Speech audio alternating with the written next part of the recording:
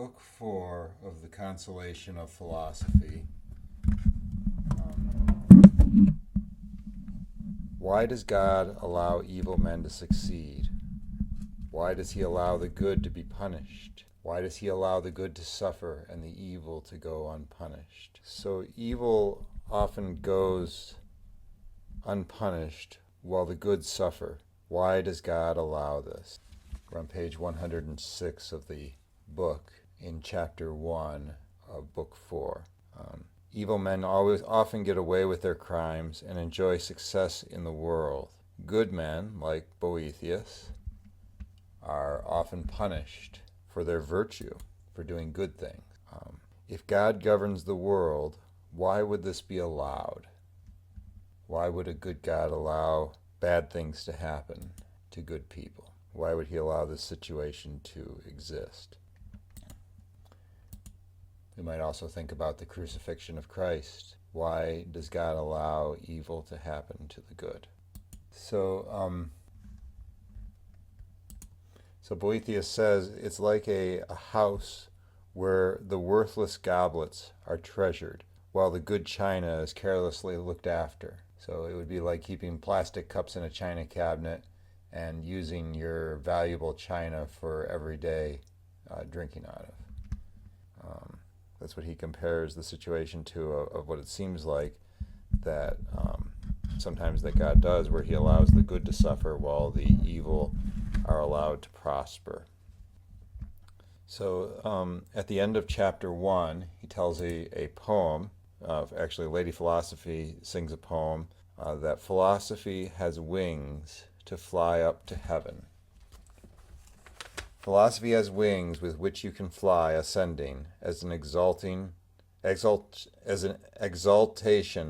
of larks to heaven.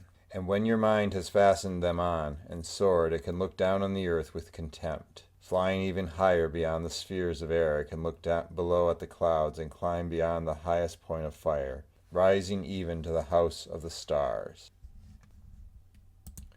Chapter 2. The weakness of evil men. Any human action requires will and ability. If you're going to do something, you have to want to do it, and you have to be able to do it. Men are judged either stronger or weaker based on what they are able to achieve. So if you're able to achieve something, then you could say, or somebody's able to achieve something, you could say that they're strong in that ability. And if they're not able to achieve something but they try to, then you could say they're weak in that ability.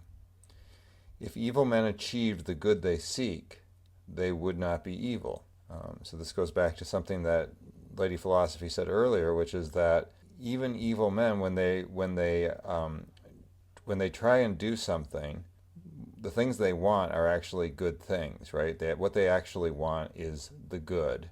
They want happiness. They want God. They just don't realize it. And so if they were able to achieve the good, if they were actually able to get the good result that they wanted, then they would not be evil, they would be good, because they would have achieved true happiness, true good, and God. And so they would no longer be evil men. The good are powerful, and the evil are weak, she says, simply because the good succeed in doing good, while the evil fail to achieve good, because they go about it in a backwards way, by doing evil. So, and at this point she gives an example of people trying to walk with their hands.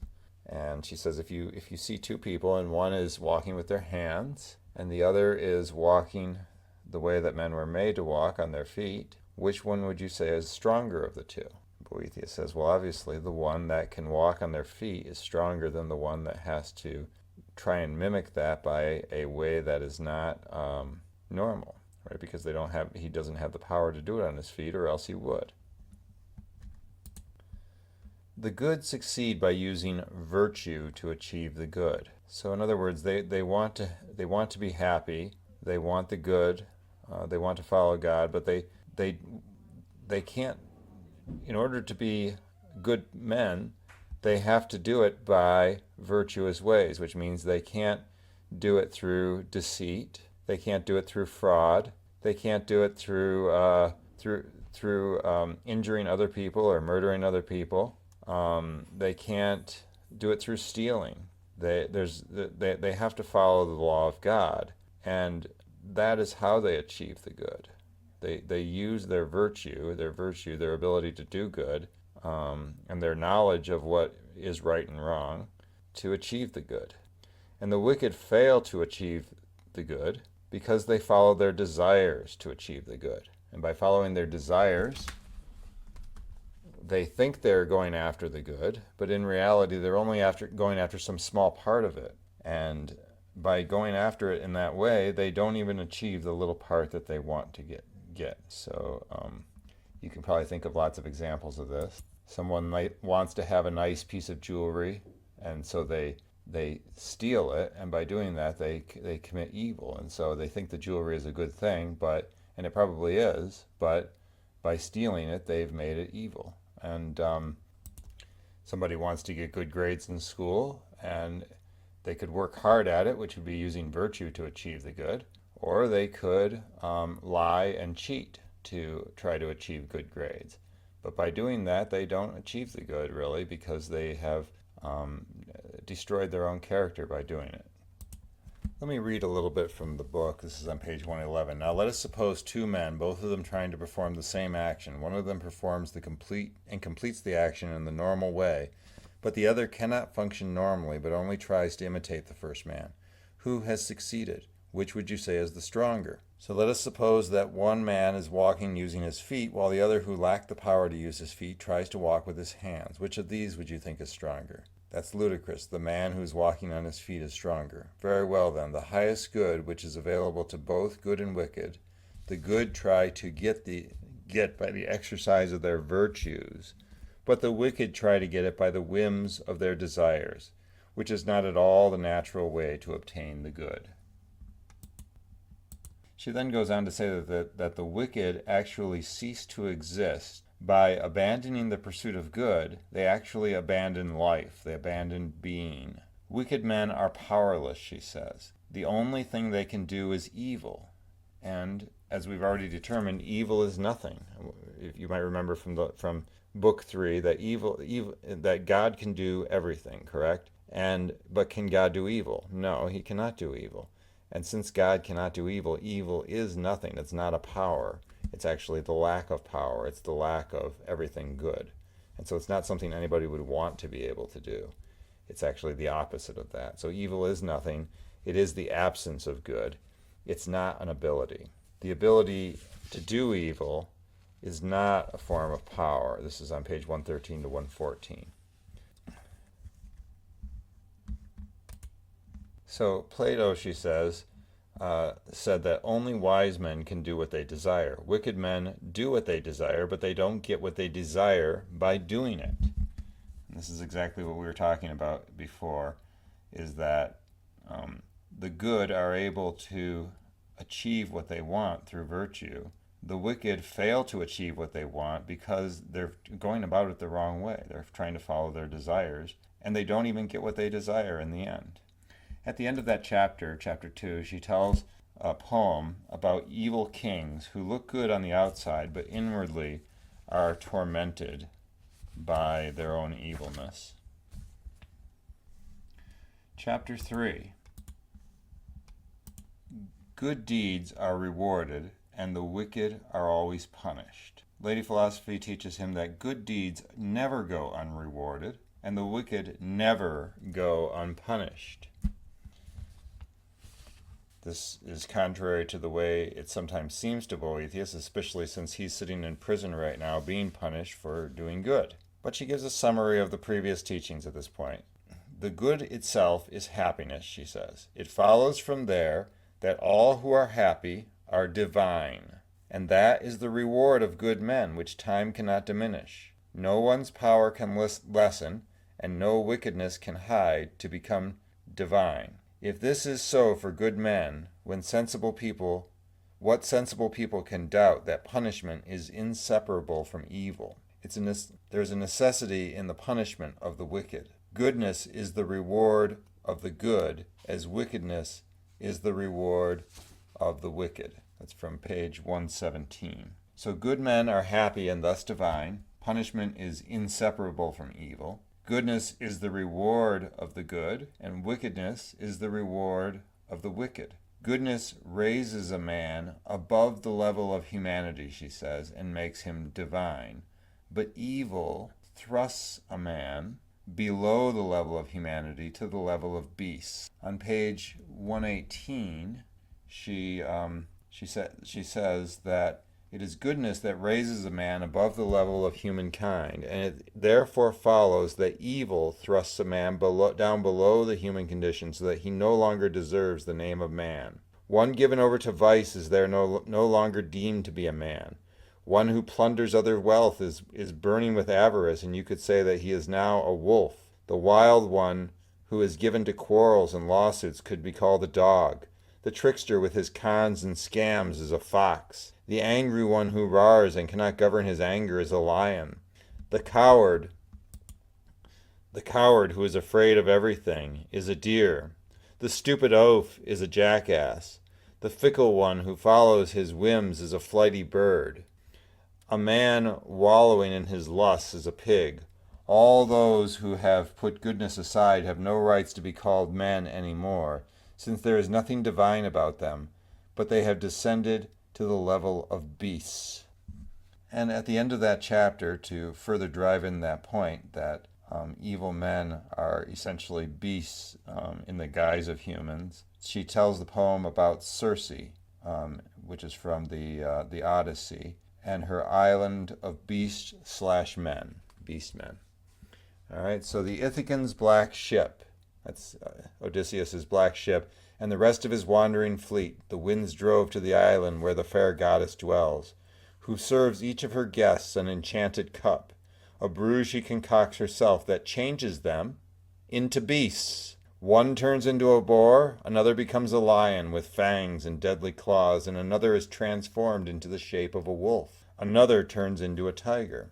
That was the limit of Circe's power, and what her herbs could do to these men. Their bodies' forms could change, but their hearts stayed safe in an inner fortress, where the strength of man lies hidden. Those poisons are much more toxic that creep within and infect the mind and the soul, while they leave the outer shell untouched. So Circe is a sorcerer who changes all her visitors into animals, but they can still think and talk like humans. But people who engage in wickedness in their pursuit of the good actually are worse off, because while they still look like humans, their mind and their souls have become like animals. And that's the end of chapter 3. Chapter 4. Wicked men are beasts in human bodies. So this is just a continuation of the last chapter, really, and the idea that the wicked have become beasts. Wicked men are beasts in human bodies. This is on page 120. The wicked are more unhappy if their desires are fulfilled, because their desires are evil, and evil won't make you happy. So that's kind of a surprising thought, is that if they get what they want, they're actually more unhappy. It's better for them if they don't get what they want, because what they want is going to make them unhappy, because it is evil. So you might think of somebody who really wants to have something and intends to get it by evil means. Like, for instance, they want to they want to have something that they can't buy, and so they intend on stealing it. If they are able to steal it, they'll actually be more unhappy than if they are prevented from stealing it. This is what Lady Philosophy teaches, all right? Life is short, she goes on. The wicked men's power to do evil is also very short. So it might seem like, yeah, they're getting away with it, everything's good for them, God's not really keeping control of the situation, but their life is actually very short, and it ends very suddenly and mercifully for them, as their wickedness makes them unhappy anyways, and the longer it lasts, the more unhappy it makes them. This is on page 121. So the wicked are happier being punished, she says, than if there was no retribution for their crimes. The fact is that there's a goodness or a justness to punishment. for crime that brings some good into their life. And so they're actually happier being punished than they would be if they were to get away with it for their whole lives, which would make them completely miserable. So everything that is just is good, she says. Everything that is unjust is evil. And because a lack of punishment is unjust, it is therefore evil, and it therefore makes a person miserable. So it's actually, for a wicked person, it's actually better for them that they receive a just punishment for their crime. And in the long run, they will be happier than the person that gets away with it. She also then talks about how there will be punishment and purgation of the soul after death. Here she's talking very briefly on page 124 about hell and purgatory. And the power of the wicked is nothing, of short duration, and unhappy as long as they succeed in evil unpunished. The reason that people don't understand that the wicked are happier if they are punished, most people, if you told them this, that the wicked would be happier if they were punished, would think, well, that's crazy. But the reason people don't understand that, she said, is that the world is a lot like Plato's cave allegory. People live in darkness. They're staring at the shadows on the wall, and so they don't really see the whole picture. The whole picture being, for instance, that there is a God, there's a final judgment, there's a day of reckoning at the final judgment where the wicked will pay for their crimes by eternal punishment, which is only a fraction of any suffering that could happen here on earth. And so because of that, they don't see the light of that reality. They just see the shadows of this world, and therefore they don't understand why the wicked are actually happier if they're punished. Because if they're punished for their crimes, there's a good chance that they might repent of those crimes and reform their lives and ultimately see the light of day and see the fact that their crimes are leading them to eternal punishment. She gives them the analogies of dirt, sky, and blindness on this topic, and this is on page 125. Think of it this way. You can look up at the blue sky and then down at the dirt. Everything else in sight disappears, and you feel yourself to be now down in the dirt and now up in the stars. Ordinary people don't look up at the stars, but does that mean that we have to join them, especially after we have concluded that they are like animals? Or suppose that you have a man who went completely blind and forgot that he had ever been able to see, and believed that he lacked nothing at all that pertains to human perfection. We who do see would not agree with him, would we? So when it comes down to something as fundamental as this, ordinary men will not concede that those who commit injustice are unhappier than those who suffer from what they have done. So here she's just giving another example that's very similar to Plato's cave of why the world doesn't understand that wicked men are happier if they are punished. Right? They're in a way they're blind and they don't know it. Or they're living in the dirt and they don't realize that there's a sky out there. They're living in the dirt like worms. They don't realize that there's a beautiful sky out there that has so much more than just the dark dirt of the earth.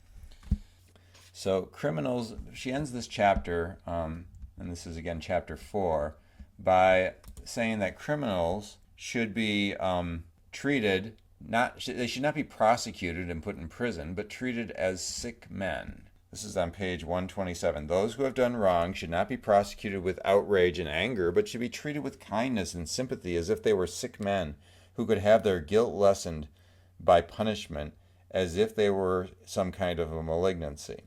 So again, here she's not saying they shouldn't be punished, but that they shouldn't be punished in anger and outrage, but with kindness. All right? This way, the defense lawyers would have nothing to do, or if they wanted to do men good, they would become prosecutors. So the defense lawyers wouldn't defend criminals. Instead, they would just try and get them the treatment as soon as possible, which is the punishment they need. And the criminals, if they could glimpse through some peephole at the virtue they had abandoned, and if they could realize that, through their torments, they could lay aside the burden of their filthy vices, they would not think of them as tortures, but as cures. Kind of like the way that people in purgatory know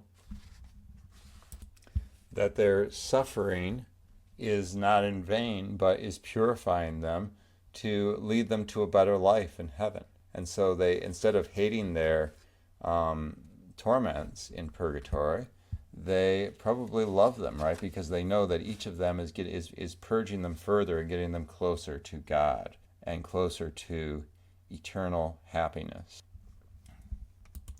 Chapter 5, Love the Good, Pity the Wicked. The question comes up, why do the good suffer and get punished like criminals?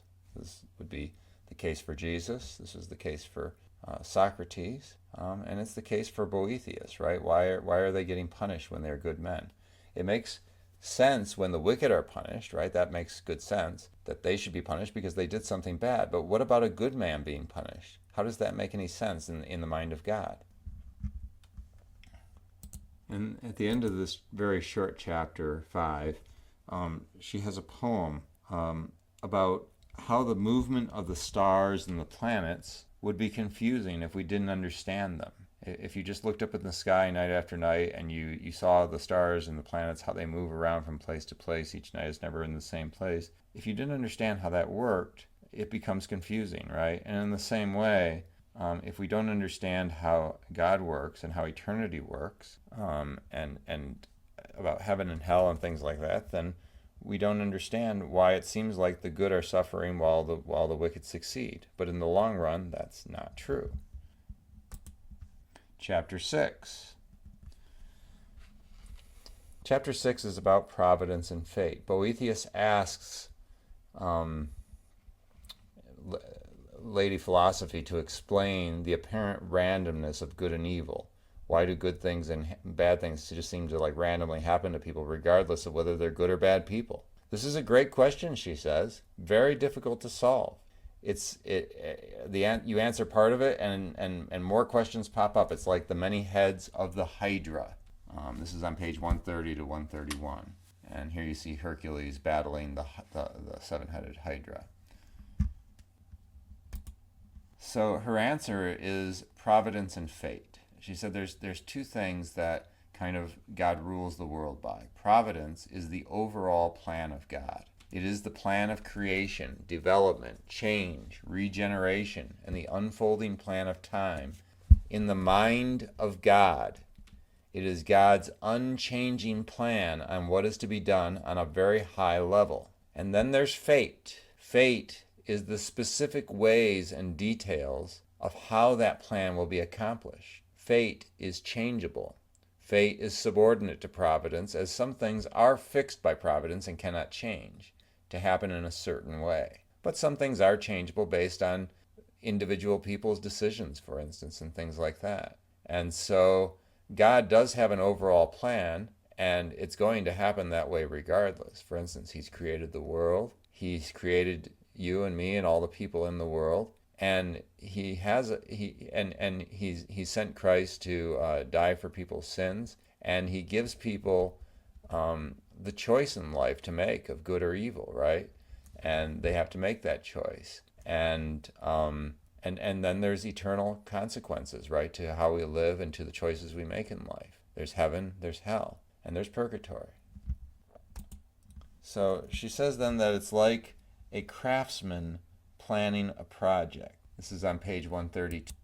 Think of the way a craftsman imagines the form of the object he is about to make and then produces it by many steps, the thing he had planned in his mind and had thought of in an instant. In the same way, God's unchanging plan for what is to be done is providence, but it is by fate that He accomplishes these things in the course of time and step by step. So you could think of providence as like the overall plan, the overall guide of how things are going to go in the history of the world. But fate is the nitty-gritty details, the changeable details that come about by people's decisions and by events that can happen because of people's decisions. She then compares fate and providence to a solar system, okay, which is a symbol of providence and fate. The things near the center of the solar system are less subject to fate because they don't move as much, and so they have to stay more or less the same, like the sun, for instance. And the farther you get out from the center, the more things are subject to fate. So the most important things stay the same. the less important things are allowed by God to have some changeableness to them, and that's what fate is. This is on page 133. I won't read it, but there's a good section on 133 and 134 about fate and providence. Nothing happens, she says, for the sake of evil. Evil men are actually seeking the good, but they have made an error and gone astray. But they want the good. Really, evil is just a sickness of the mind. God, she says, looks down from his great fortress of providence and arranges what he knows is fitting for each person. Some people he knows can handle more suffering than others. Some people he knows need more accommodations in certain areas. And so he tries to arrange it in a way where we have the best chance of an eternally positive reward rather than punishment. She then gives the example of Pompey, Caesar, and Cato. And basically, I'll read to you this from page 136. Take someone you think to be most just and honorable, although God knows that the opposite is true. So you think this person's really good, but it turns out they're not. So Lucan, one of my proteges, tells us in the first book of Pharsalia that in the struggle between Pompey and Caesar, God was, of course, on the winning side. But Cato, whom everyone supposed to be a model of virtue, supported the losing side. Caesar and Pompey were two men struggling to be basically emperor of Rome. Cato was a wise senator, but he supported Pompey, and Pompey lost. So when you see something happen that is the opposite of what you might expect, it may be that you are wrong in your perceptions and that your thinking is confused, but there is order nonetheless in the way events turn out. So the implication here then is that Cato, this is Cato, even though he appeared to be a very virtuous man, must not have been quite so virtuous as we thought, since he supported the losing side. He supported Pompey. And so that this begs a question, which I kind of wonder about then, is God always on the winning side? Is that true? Does that mean that if somebody wins, that therefore that was the good side? And I'm not so sure that that's always true, right? But that is the claim that Lady Philosophy makes here. But that's something for you to think about too. Is God always on the winning side? So she says we can understand when the wicked are punished. That just makes sense. But it is their good fortune when good things happen to them instead of punishment, which is hard to understand. But this too is planned by God. It can happen that the wicked will reform due to a guilty conscience. Maybe they have good success, but over time they feel guilty about it and they have a reformation. And it can even come about through providence that evil men can make other evil men good. An example would be one suffers an injury from another evil man and, filled with hatred of that person, wants to be as unlike him as possible and reforms his own life. In God's mind, even evils can have their uses. God can contrive good from them. So God is in control.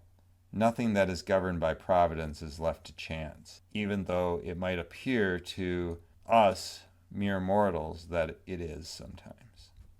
At the end of chapter 6, she has a poem about how God controls the seasons, the stars, weather, and life on earth. Chapter 7.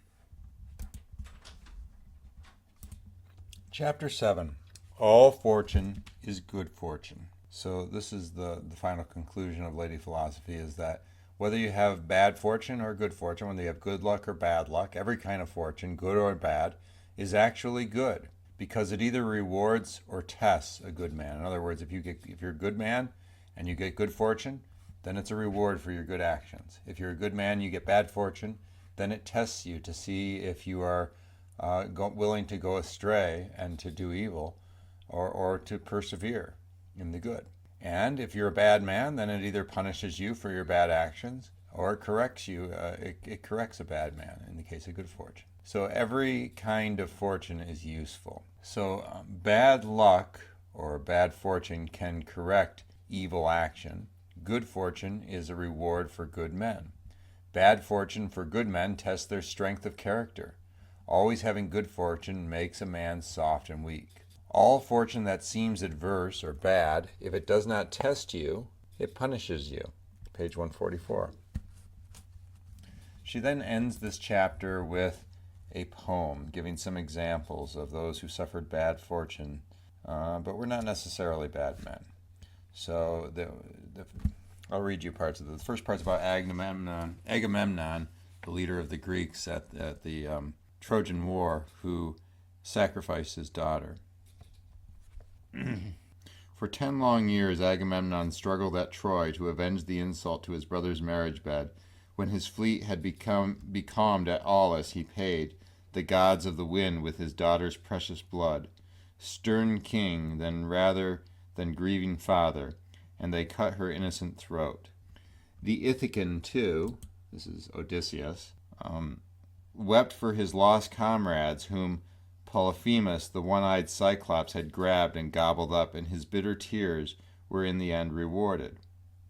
Hercules' fame came from his arduous labors. He tamed the centaurs, bested the Nemean lions, shot the Stephalian birds with his sharp arrows, snatched Hesperides' apples from a watchful dragon, put a leash on Cerberus' head, and captured Diomedes' dreadful mares, whose fodder was human flesh, and fed them to their master. He managed to kill the many-headed Hydra. For that last labor, heaven granted him his great reward. You, too, should follow his steep path.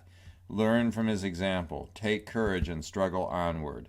Never falter in laziness or fear, but overcome the earth's trials and ascend to the stars' height. So the lesson from the poem is that if you encounter bad fortune in life, rather than despairing, you should fight onwards. You should take it as a trial that you need to overcome, rather than as just bad luck that has no meaning.